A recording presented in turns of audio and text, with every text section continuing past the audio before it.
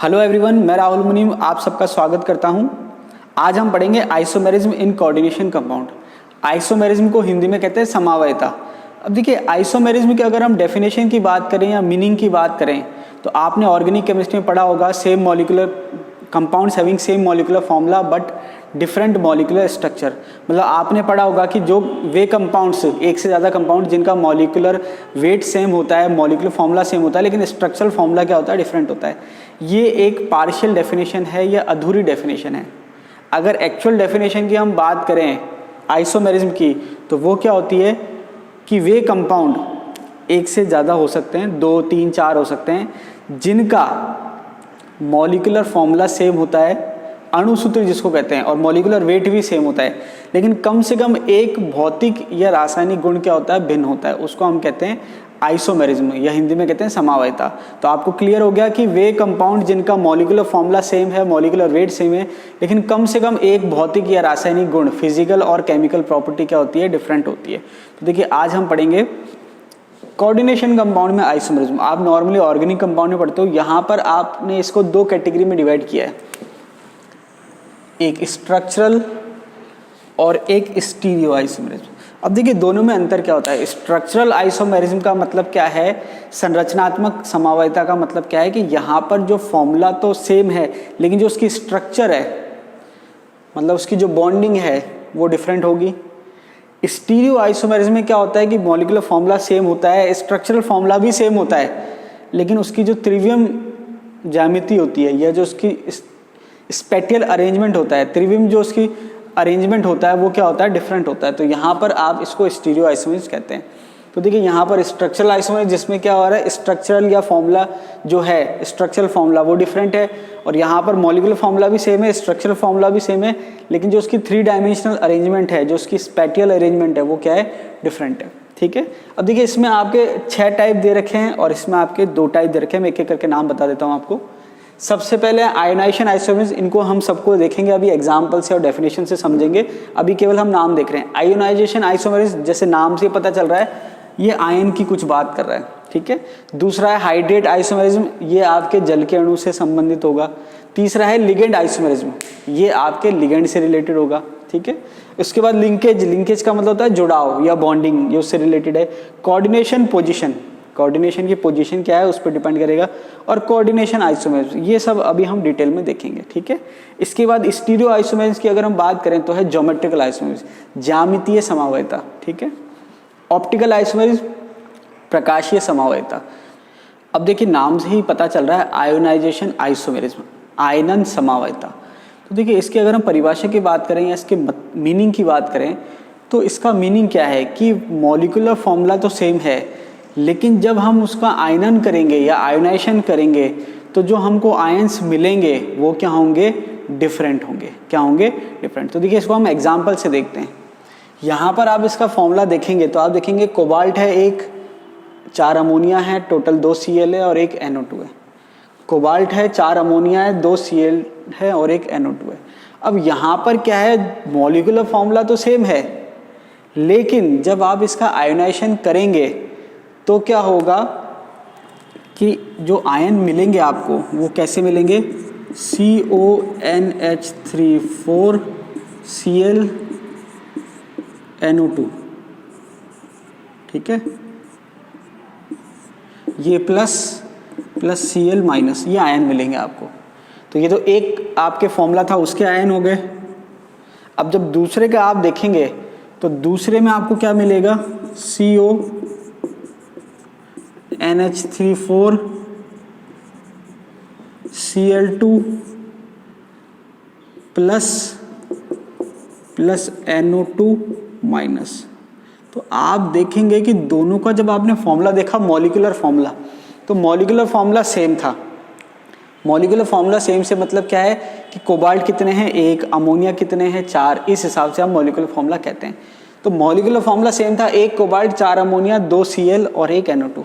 लेकिन जब हमने इसका आयोनाइजेशन करा तो यहाँ पर जो आयन मिल रहे हैं और इसमें जो आयन मिल रहे हैं वो अलग अलग है, दोनों क्या है, डिफरेंट है। तो ये दोनों कंपाउंड जो हैं, इनके बीच में जो रिलेशन है या दो संबंध है वो क्या है, आयोनाइजेशन आइसोमर का, ये आपस में क्या है, आयनन समावयवी हैं, ठीक है। सिमिलर एग्जांपल नीचे दे रखा है, PtNH3 4Cl2Br2, PtNH3 4Br2Cl2, मतलब एक प्लेटिनम है, 4 अमोनिया है, 2 क्लोरीन है और 2 ब्रोमीन है।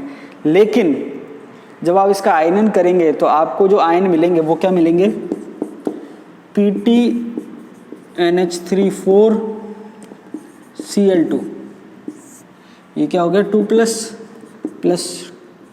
2Br minus. ऐसे इसकी बात करें तो PtNH3 4Br2 2 plus 2Cl minus. तो आप देखेंगे कि मॉलिक्यूलर फॉर्मूला तो दोनों का सेम है, लेकिन जब आप आयनन करा रहे हैं तो यहाँ पर आपको 2 Br मिल रहे हैं और यहाँ पर आपको 2 Cl मिल रहे हैं, और ये वाला आयन भी सेम नहीं है क्योंकि इसके अंदर Cl2 है और इसके अंदर Br2 है।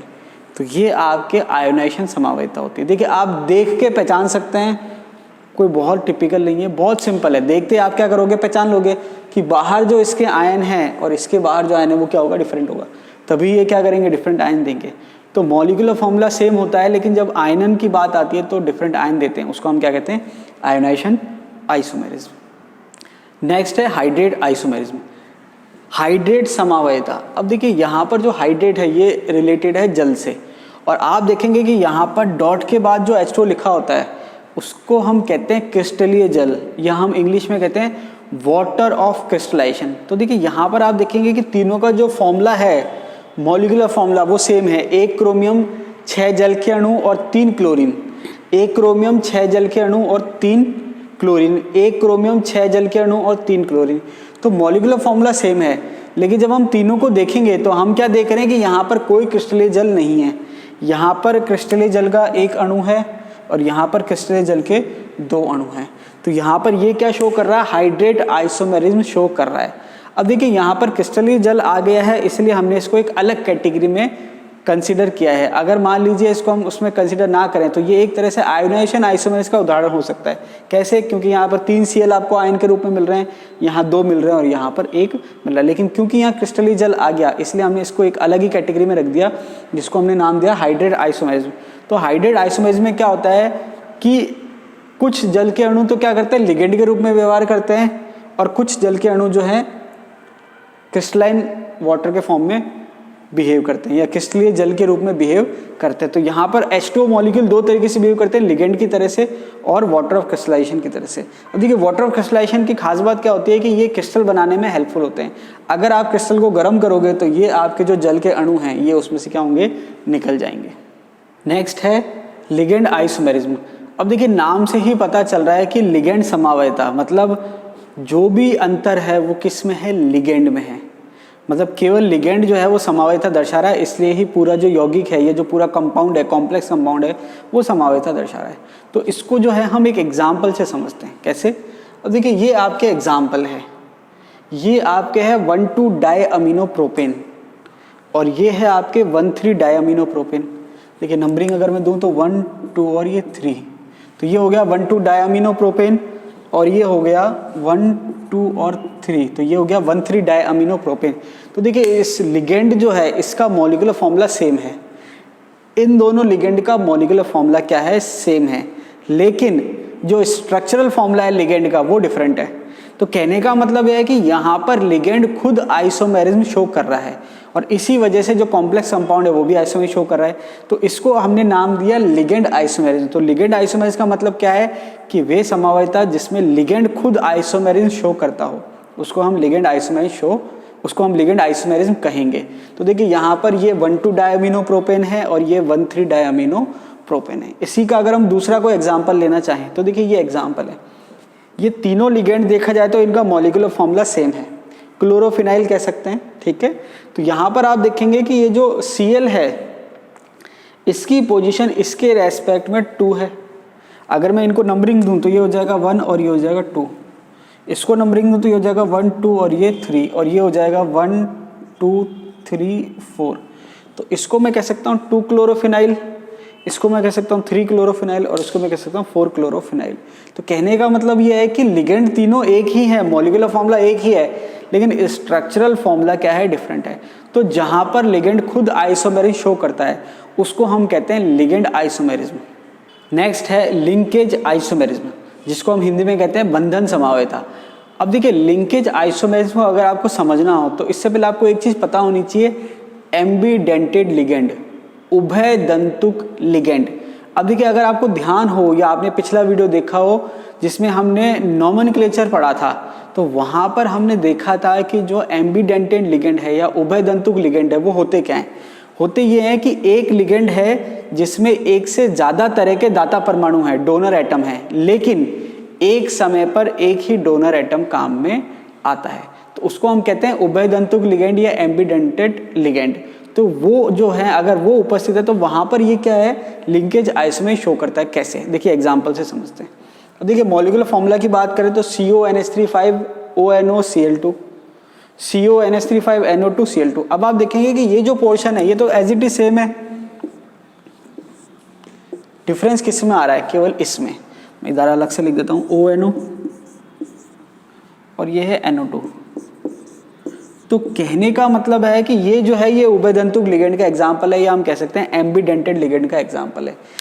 मॉलिक्यूलर फॉर्मूला जो है लिगेंड का वो तो NO2 ही है, लेकिन डिफरेंस क्या है कि यहाँ पर जो डोनर एटम है वो ऑक्सीजन है और यहाँ पर डोनर एटम क्या है, नाइट्रोजन है। तो इसलिए क्योंकि जो डोनर एटम है वो चेंज हो गया है, तो इसका मतलब जो बंधन है वो चेंज हो गया। मतलब यहाँ पर तो ये ऑक्सीजन से जुड़ रहा है मेटल और यहाँ पर नाइट्रोजन से जुड़ रहा है, तो इसलिए हमने क्या नाम दिया, लिंकेज आइसोमेरिज्म, बंधन समवायता। तो अगर आपको बंधन समवायता पहचानना है या लिंकेज आइसोमेरिज्म पहचाननी है तो आपको बहुत सिंपल है, आपको क्या दिख जाएगा वहाँ पर, उभयदंतुक लिगेंड दिख जाएगा, एम्बीडेंटेड लिगेंड दिख जाएगा। तो उसमें क्या होगा, डोनर एटम चेंज हो जाएंगे, यहाँ पर ऑक्सीजन है तो यहाँ पर क्या है, नाइट्रोजन है। बात समझ में आ रही है। तो ये हो गया ONO और ये हो गया NO2। अगर आपको नॉमेनक्लेचर ध्यान हो तो हमने क्या करा था, या तो नाम सेम रखो और डोनर एटम बता दो, जैसे O नाइट्रो N नाइट्रो, या फिर आपको नाम हमने अलग अलग पढ़े थे, ये नाइट्रो था और ये नाइट्राइटो था। बात समझ आ रही है।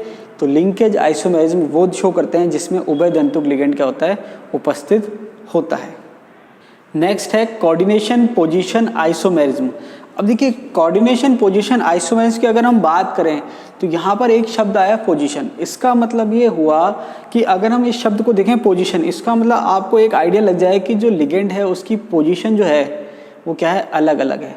दूसरी बात यहाँ पर आपको ये याद ध्यान रखना है कि ये वाला जो आइसोमेरिज्म है यहाँ पर आपके दो मेटल प्रेजेंट होंगे और बीच में क्या प्रेजेंट होगा, ब्रिजिंग लिगेंड। बीच में क्या प्रेजेंट होगा, ब्रिजिंग लिगेंड। अब देखिए इसको हम एग्जाम्पल से समझते हैं। अब अगर आप इन दोनों एग्जाम्पल को आप देखोगे तो ये तो सेम है, मतलब ये वाला जो पोर्शन है वो तो क्या आ रहा है, सेम आ रहा है, कोई अंतर नहीं है। लेकिन आप देखेंगे कि यहाँ पर 4 अमोनिया है, यहाँ 2 अमोनिया है और यहाँ 2 Cl है। यहाँ पर 3 अमोनिया 1 Cl, यहाँ पर 3 अमोनिया और 1 Cl। तो यहाँ पर बेसिक डिफरेंस क्या है कि दोनों साइड जो लिगेंड है वो डिफरेंट है। कैसे, यहाँ पर 2 Cl थे, यहाँ एक भी Cl नहीं था, अब यहाँ पर 1 Cl है और यहाँ पर क्या है, 1 Cl है। तो इसका मतलब क्या है कि लिगेंड की जो पोजीशन है वो अलग अलग आ रही है। लिगेंड की संख्या सेम है लेकिन पोजीशन क्या आ रही है, अलग अलग। एक में 4 अमोनिया एक तरफ, एक में 2 अमोनिया 2 Cl, एक में 3 अमोनिया 1 Cl और एक में 3 अमोनिया 1 Cl। तो यहाँ पर आप देखेंगे कि लिगेंड की जो पोजीशन है वो वेरी कर रही है एक मेटल से दूसरे मेटल पर। तो इसको हम कहते हैं coordination position isomerism. Structural isomerism का लास्ट टाइप है कोऑर्डिनेशन आइसोमेरिज्म। अब देखिए कोऑर्डिनेशन आइसोमेरिज्म की अगर हम बात करें तो यहाँ पर आपके कॉम्प्लेक्स में जो कॉम्प्लेक्स है उसमें जो 2 आयन है, टाइप्स ऑफ आयन है, वो दोनों ही क्या है, कॉम्प्लेक्स आयन है। कहने का मतलब क्या है कि ये पूरा एक कॉम्प्लेक्स है, तो इसमें कैटायन जो है वो भी कॉम्प्लेक्स आयन है और एनायन जो है वो भी कॉम्प्लेक्स आयन है। और ये एक पूरा कॉम्प्लेक्स है, इसमें कैटायन भी क्या है, कॉम्प्लेक्स आयन है और एनायन भी क्या है, कॉम्प्लेक्स आयन है। तो यहाँ पर बेसिकली होता क्या है, कॉम्प्लेक्स में कैटायन और एनायन दोनों ही क्या होते हैं, कॉम्प्लेक्स आयन होते हैं। तो यहाँ पर ये कोबाल्ट है और क्रोमियम है, यहाँ पर अमोनिया है और यहाँ साइनाइड है। जब इसको हम नीचे वाले कॉम्प्लेक्स से कंपेयर करते हैं तो अमोनिया के साथ क्रोमियम आ गया और साइनाइड के साथ कोबाल्ट आ गया। इसका मतलब क्या हो गया कि मेटल और लिगेंड क्या हो गए, एक्सचेंज हो गए। या तो आप कह सकते हो मेटल एक्सचेंज हो गए या आप कह सकते हो लिगेंड एक्सचेंज हो गए। कहने का मतलब क्या हुआ कि यहाँ पर कोबाल्ट के साथ अमोनिया था, जबकि यहाँ पर कोबाल्ट के साथ साइनाइड है, यहाँ क्रोमियम के साथ साइनाइड था और यहाँ पर क्रोमियम के साथ अमोनिया है। क्योंकि मैंने आपको बताया था जब आप फॉर्मूला लिखते हो तो उसमें कैटायनिक पार्ट पहले आता है, इसलिए यहाँ पर ये वाला पहले आया है और यहाँ पर ये वाला पहले आया है। मेटल कौन सा उससे इंपॉर्टेंस नहीं है, कैटायनिक पार्ट पहले लिखते हैं, एनायनिक पार्ट बाद में लिखते हैं। तो आपने क्या देखा, कोऑर्डिनेशन आइसोमेरिज्म में दोनों ही आयन जो है कैटायन एनायन कॉम्प्लेक्स आयन होते हैं, और वहाँ पर क्या होता है कि क्योंकि दो आयन है कॉम्प्लेक्स आयन, तो वहाँ पर मेटल या लिगेंड का क्या हो जाता है, एक्सचेंज हो जाता है। इसको हम कहते हैं कोऑर्डिनेशन आइसोमेरिज्म। अब देखिए ये तो थी बात स्ट्रक्चरल आइसोमेरिज्म की।